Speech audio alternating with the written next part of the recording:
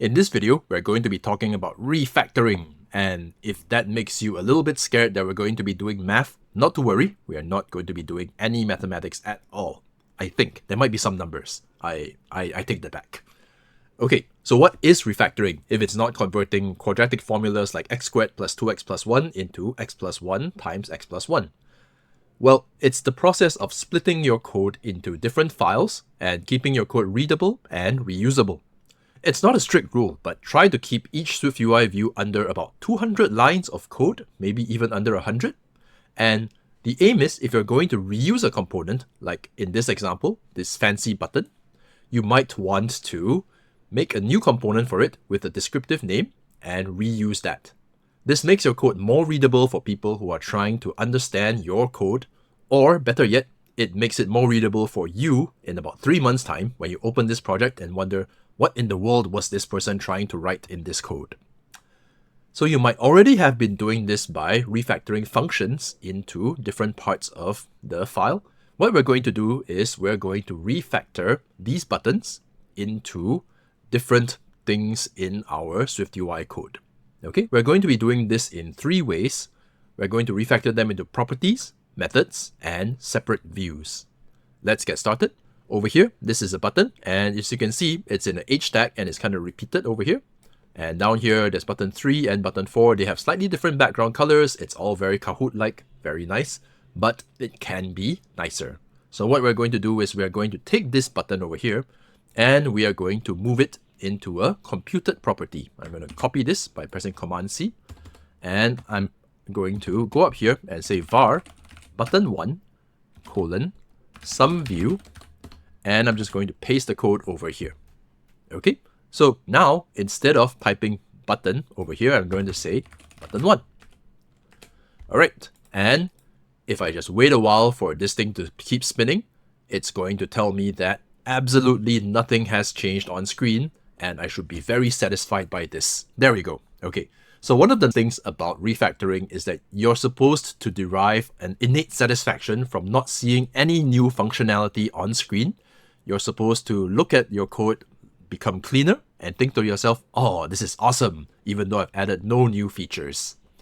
Not to worry, the more experience you get as a programmer, the more satisfying this becomes. The idea here, though, is that now your H tag is a lot easier to read. It just says H tag button 1, and instead of having a whole bunch of code. But then your content view has this button 1 over here, and that becomes a little bit harder to read. And one of the disadvantages of this property is that if you want to do it for button 2, you kind of need to do it again separately. And that ends up making your code fairly repetitive still, even if your H stack is now a lot easier to read. Okay, I hope you recognize that these are computed properties, and it says here var button 1, it's got a type, and then it's got what it should return. Okay, one thing about computed properties though is that you cannot customize them. You cannot, for example, change this 1 over here to a 2 or change this red over here to a blue. So it's not that great, but sometimes you might just want to make your code down here less complicated by moving some of it out into a property. Notice too the naming, that this thing over here is lowercase b rather than uppercase b because properties are lowercase. And now, yeah, you have this lowercase thing living in your SwiftUI View Builder code. It looks a bit weird, but you'll get used to it. So let's try another method. Haha, another method. We're going to try the method of refactoring into methods. I am so funny. Anyway, so methods can receive parameters, and that lets you define how the function caller can customize the view. Okay, so let's try this with button 2. So for button 2, I'm going to delete all this, and I'm going to say func button 2, open bracket, and button 2 can take in perhaps a number, as well as a color, and it returns some view. And I'm going to paste this thing down here, and for this one, I'm going to say button 2 is going to be button num. Okay, and this one also says button num. And the color is going to be this one, color. All right, I'm slightly upset to have to spell like an American, but it will do. So over here, instead of saying button 2, I'm going to call this button, lowercase b button, and button, open bracket, number 2 color blue. And there you go. It works. I think it's still spinning. So I'm just going to bet on the fact that it's going to work after it's done spinning. Come on, Xcode, don't let me down. There we go. Here we go. It still works. Okay. And I'm confident enough in this that I can get rid of button 1. And I'm going to say button bracket 1 color dot red. All right. And there you go. Button 1 totally works. And I can even tap on it and see whether it gives me the right printout over here. There you go. You tapped button 1. Okay. And if I tap on button 2, it says you tapped button 2. We've actually managed to save quite a few lines of code this way, because what this means is that I can replace all of these with just a call to my button method over here. Okay, so one advantage of this is that you don't have to repeat much code. As long as you can abstract out the things that change between your buttons, you can just pass them in as arguments, and your method over here should render it correctly. All right. The only disadvantage I can think of is that, well, it's still lowercase because, method names are supposed to be lowercase, but I think that's not bad.